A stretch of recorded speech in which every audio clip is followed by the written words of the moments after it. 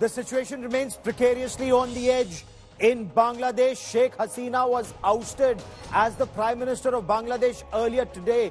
Dramatic scenes earlier this afternoon, just as her cavalcade left the home. She'd barely reached the helipad when an angry mob reached her house and they ransacked her house in Dhaka. She took off for the airbase. Her saris were taken away, her clothes, her belongings, food on the table, food in the kitchen, fish in the freezer, all taken by this angry mob that ransacked her home.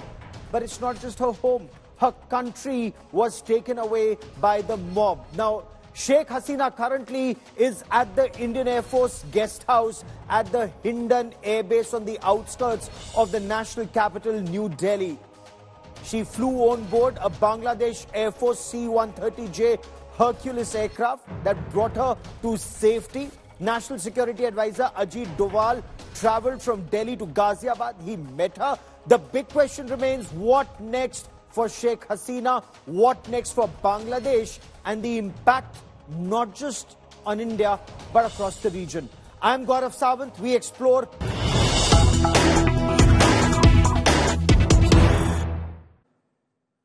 So let me get you the latest developments from the national capital right now. So Sheikh Hasina is at the guest house of the Indian Air Force Base at Hindon on the outskirts of Delhi. Her final travel plans haven't been finalized just as yet. Her aircraft had stopped in Delhi to refuel on the outskirts of Delhi at the Hindon Air Force Base. C-130J Hercules aircraft that flew her from harm's way to safety from Bangladesh to the Hindon Air Base. Now, since she isn't the Prime Minister of Bangladesh, since she wasn't given any official protocol, her aircraft did not land at the Indira Gandhi International Airport in Delhi. Her aircraft landed at the Hindon Air Base on the outskirts of Delhi. It's a crucial military air base where you have the C-17 transport aircraft and the C-130J Hercules transport aircraft at that base. That's where her aircraft stopped, refueled, but she's still there. There's a high-level meeting that's been going on at the Prime Minister's residence in 7 Lok Kalyan Marg. Apart from the Prime Minister, as you can see in those images, you have Raksha Mantri Rajnath Singh, Finance Minister Nirmala Sitharaman, Home Minister Amit Shah, External Affairs Minister Dr. S. Jaishankar, the Cabinet Secretary, the Defence Secretary, secretaries to government related to this, they're all there in this very crucial meeting.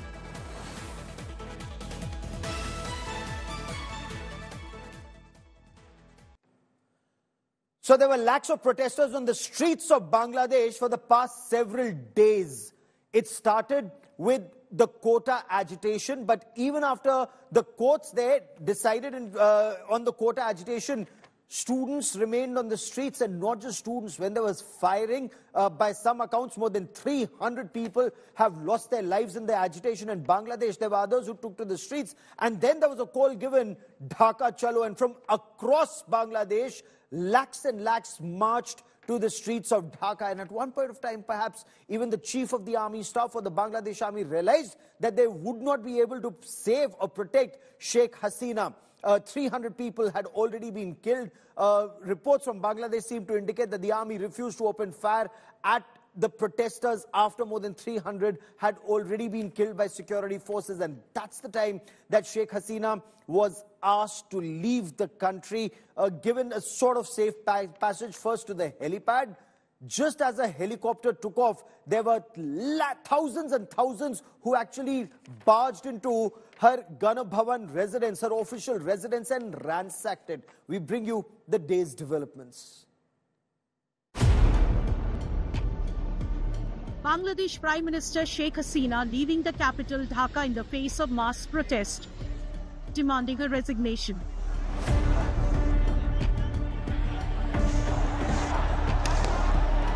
Sources say Hasina left Gana Bhavan, her official residence, with her sister Rehana for a safer place in Mi-17 chopper. Hasina first flew to Kurmitola and then took a Bangladesh Air Force C-130J Hercules to fly out of Bangladesh.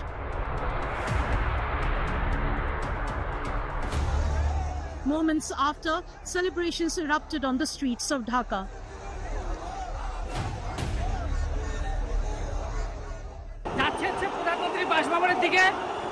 ওই জায়গায় ঘেরাও দেবো, এরপর দেখবো যে সে আছে কিনা। সম্ভবত সে নেই। বাংলাদেশ এই 14 বছর পর আবার 16 বছর পর আবার স্বাধীন হলো। আমরা সংগ্রাম করে শুধু রেখে রাখবো না, তাদের স্থান আমাদের বুকে। যে ছাত্র ভাইরা আমাদের শহীদ হয়েছে তাদের স্থান আমাদের কলজার ভিতরে। আমাদের আজকে খুব ভালো লাগছে। আমাদের মনে হচ্ছে যে আমরা আবার একটা দেশ স্বাধীন করলাম, সেই জন্য আমরা এসেছি। আমরা সবাই খুব খুব খুশি। আমি আমার হাজবেন্ড আমরা রোজা আছি, আজকে রোজা আছি, আল্লাহর কাছে দোয়া চেয়েছি।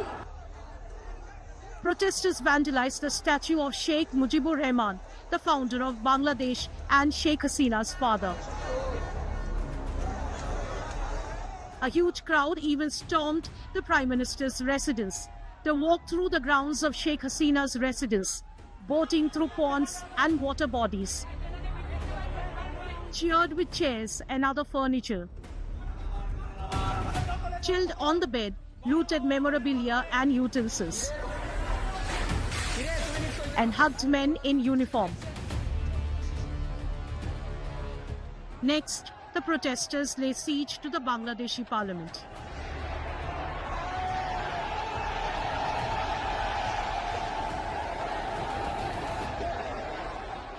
Army Chief General Waqaruzzman announced in a television address that with Hasina leaving the country, an interim government would be formed. আমরা এখন মহামান্য রাষ্ট্রপতির কাছে যাব যে এই ইন্টারিম গভর্নমেন্ট ফর্মের ব্যাপারে ওনার সাথে আলাপ আলোচনা করে আমরা একটা ইন্টারিম গভর্নমেন্ট ফর্ম করে দেশ পরিচালনা করব। Student activists had called for a march to the capital Dhaka on Monday in defiance of a nationwide curfew to press Hasina to resign. A day after deadly clashes across the country killed nearly 100 people. About 150 people have been killed in protest last month, after student groups demanded scrapping of a controversial quota system in government jobs. Bureau Report, India Today. And there are several questions at this stage. Will the situation escalate or calm down? Is there merit in the contention that radical elements infiltrated a students' movement and the situation could deteriorate in the days and weeks ahead? What's the latest now in Bangladesh? Joining me on this special broadcast, our Ambassador Shamsher Mubin Chaudhry, former Foreign Secretary of Bangladesh. Lieutenant General KJS Dhillon, General Tiny Dhillon is former Director General of India's Defence Intelligence Agency. Also with me is Ambassador Anil Trigunayat, former ambassador who served extensively in Bangladesh. But I quickly want to cut across to India Today's Foreign Affairs editor Geeta Mohan, joining us with the latest. Geeta, do we know what next with Sheikh Hasina? Is she staying over in India, or was this a pit stop for her to fly to Europe? Well, it was certainly a pit stop, and now we are given to understand that she's going to be here for a while longer, but certainly not a long stay, because they are looking at what her final destination is going to be. And Gaurav, we were discussing it earlier as well. There is a Labour government in the United Kingdom. We'll have to wait and see whether if they'll be giving her clearance or not. And I say this because it comes at a time when UK itself is boiling. There's the immigrant Muslim issue, and then of course there is this entire camp which is anti-Sheikh Hasina, questioning her on her government, governance, human rights questions, so on and so forth. And there's this entire Pakistan, pro-Pakistan, Bangladeshi political establishment within London who also are now trying to stop any move of the government really accepting her request for an asylum. So I suppose that could be one of the reasons why it's taking longer than usual. But this is certainly not her final destination. She's had a dinner. She's here. There have been a lot of call-ons. There have been a lot of important meetings. But we are told that she will be leaving India and moving to London is what is supposedly her final destination, if not. So we were told that plan A is London, plan A is United Kingdom, plan B is Finland. Geeta, stay with me and join in at any point of time. Ambassador Chaudhry, what's the situation in Bangladesh right now, sir? Are things shaping up? Are things calmer now? What do you see happen in the near future? Thank you. Thank you for inviting me. Nice to see Geeta and Anil, my good friends from a long time, one journalist and one former Indian diplomat. Let me just correct one thing. You said 150 people have been killed during the students' protest last of the week. Actually, the figures are at least 300. Sir, I said 300. My apologies if you heard 150. 300 is what we said. Go on, sir. Yeah, okay. So what is happening now, as you report, that the former Prime Minister is in Delhi. Initially, we understood from your sources, Indian media sources, that she's going to make a short step, but now, as you say, she's staying a little longer. In the meantime, we also heard that the National Security Advisor, Mr. Ajit Doval, has already met her, and maybe other Indian leaders will also meet, and of course, the Gandhi family, which has been close to Sheikh Hasina for a very, very long time. Where she goes is, for us, the main question in Bangladesh is what happens now in Bangladesh. Where do we go from here? Now that an unpopular Prime Minister has had to leave the country in the face of protests and in the face of other factors. I mean, the police stopped, initially the police started killing the protesters in great numbers and very brutally. Then the student wing of the Awami League resorted to absolute criminal activities against the protesters, beating up women, girls, students, female.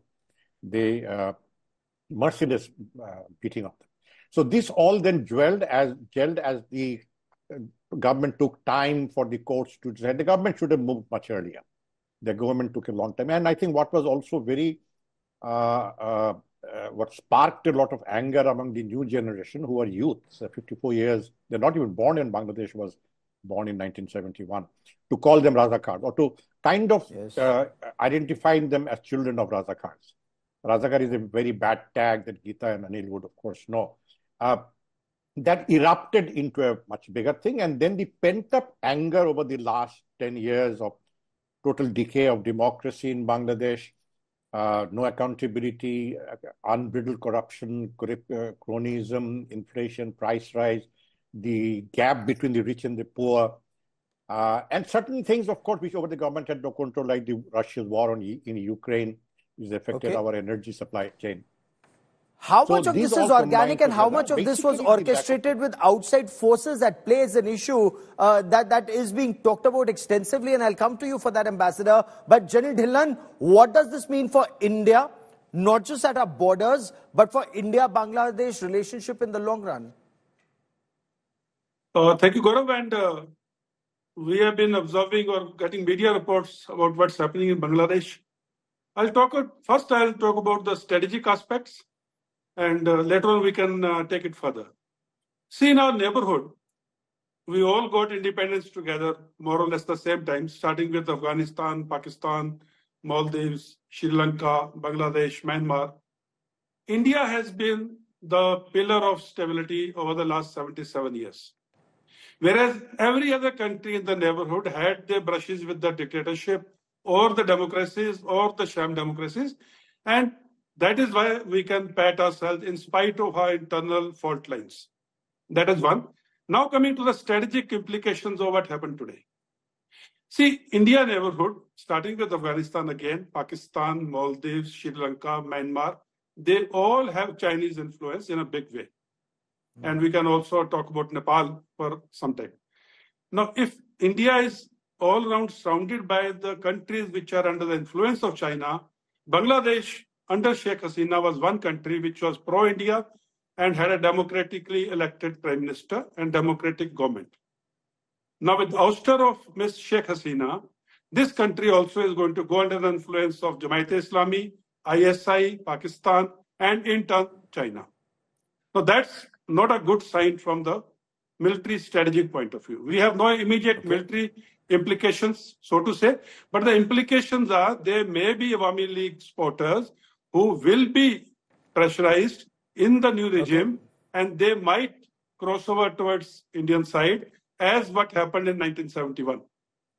The refugee crisis, the asylum seeker crisis might erupt, and in addition, what was happening before Ms. Hasina came to power, the Northeast insurgent groups were given a safe haven in Bangladesh, and with ISI influence increasing, that might also increase, which has that's a very pertinent point. for our northeastern states. Before I bring in Ambassador Trigonath, let me bring in Ambassador Chaudhry from Bangladesh once again.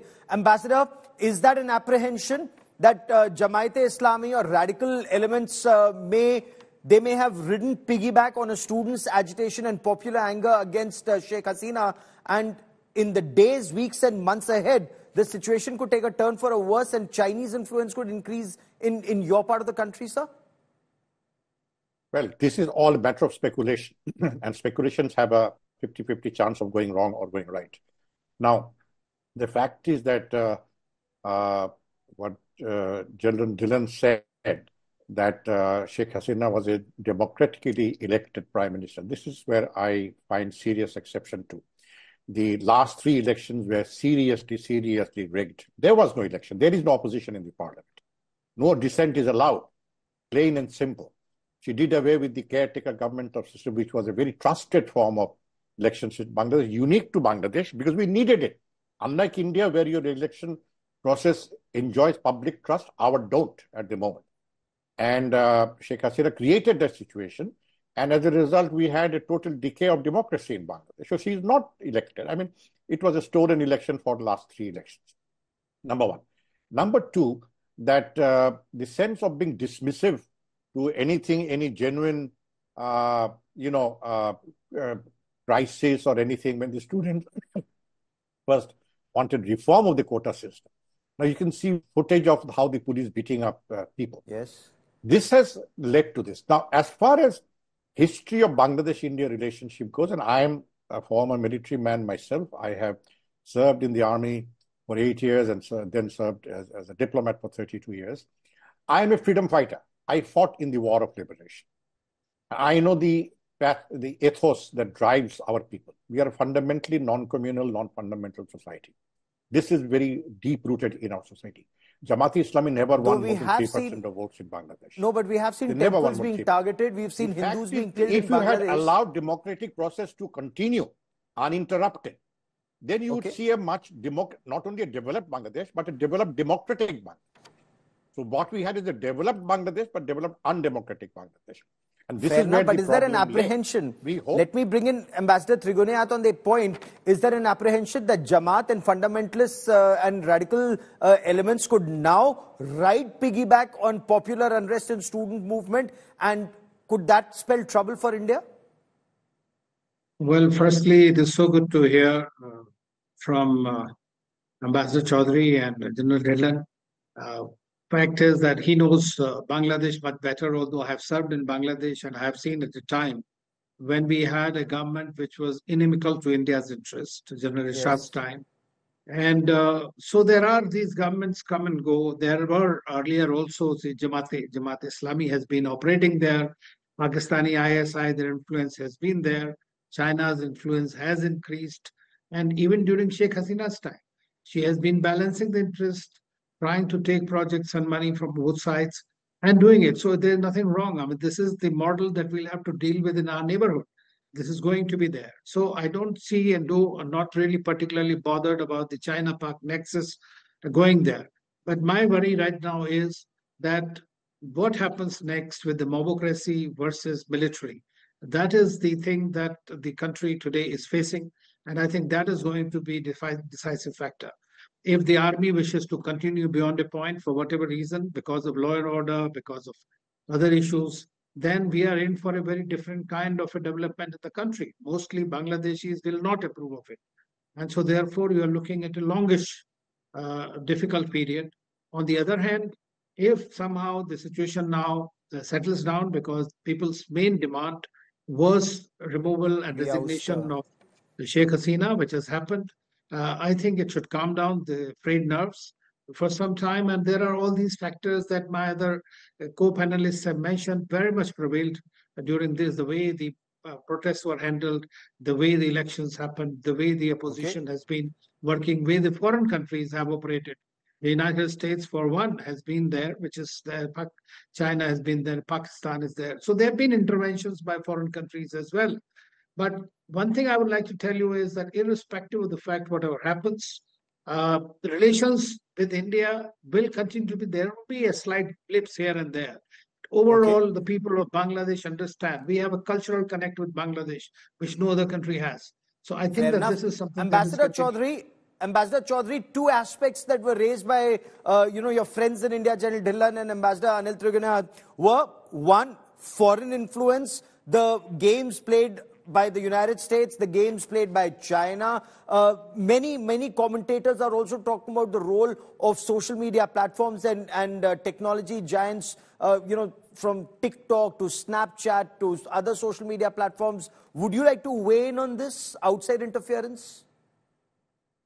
You see, these kind of players, as you say, social media, foreign players, etc., can exploit a given situation. But the situation was created by the mishandling of the government itself. I mean, if the government had reacted more accommodatively to the students' demand for reforms of the quota system, none of this would have happened. I mean, the Prime Minister should have called them immediately and talked to them. But by then, police had started killing young students, unarmed students, women were beaten. All kind of rash things were done by the police, and the police are very strong, very politicized. Also, the student league, the Chhatra League, which is the student wing of the Awami League, they were given protection by the police to beat up the protesters. So, if this situation happens, that's when those players whom I, as a freedom fighter, don't want to see get involved in Bangladesh, they will take advantage of it. But look, this is not the end of the journey. This is part of the journey. What will happen is we hope that we'll come out of it in a more democratic form, where we'll have stable relationship, where starting with our very birth, where India's role was very, very critical, would be recognized and would play a role. We are bound by history and geography, not just by culture, but bound by history and geography. But for that, India also has to act with everybody without, finding an enemy behind every tree. If India works like Indian democracy works very well in India, India should also encourage the working of functioning democracy in Bangladesh and not put all their eggs in one basket. I understand that Sheikh Hasina provided greater comfort to Delhi, undoubtedly, and that's why Delhi was happy with her, which is also understandable. I have written this in a book called 50 Years of Bangladesh-India Relationship, but I said the BNP government made many mistakes in dealing with our issues with India. And in case ISI is encouraged in Bangladesh, that's a cause for concern for India. If Hindus are being massacred, I'm sure you would find that to be a cause for great concern for a good country like Bangladesh yourself, Ambassador. But let me bring in General Well, I have not had any report in our media or with my friends, Hindu friends. I've just spoken to a former minister who's a Hindu, and some others also. They're all feeling quite safe here. Mind you, in this police repression, many Hindu students were beaten mercilessly. Hindu children were also died from police firing. So when you are tagging only one political force with being communal, I mean, this is Sheikh Hasina's government's police which fired at a Hindu family and killed Hindu children. So this is an event, not a pattern. We are basically inherently non-communal. Bangladesh has been Sheikh Hasina's house ransacked, party leaders targeted. There are some reports, of some attempted lynchings or lynchings. We'll wait for more verification on that front. But is there an apprehension that the Jamaat, the ISI, they could start playing a bigger role, forces that are inimical to India? Or as Ambassador Chaudhary says, that India should not look for an enemy behind every tree? See, what happens is, Pakistan per se will not leave any chance of trying to disrupt or disturb India's internal peace. And here the stage is set for it to play. Jamaat-e-Islami has an influence. Jamaat-e-Islami has infiltrated this agitation, so-called student agitation. And Pakistan ISI is very close to Jamaat-e-Islami. We all know that. Now, where I have another concern is, India wants stable neighborhood that's in best interest of both the countries. Bangladesh was progressing very well with a lot of multinational corporations coming and establishing their businesses in Bangladesh, may it be shoe industry, may it be clothes, apparels and other things. And they were supplying these items to areas around in the Southeast Asia and Indian subcontinent. Now, with this type of disturbances and this type of mobocracy which has been seen today, how much of those MNCs will get benefited or the confidence to continue to do business in Bangladesh? Bangladesh economy was developing well. I think that is a concern. When the economy doesn't go well, then this mobocracy will increase.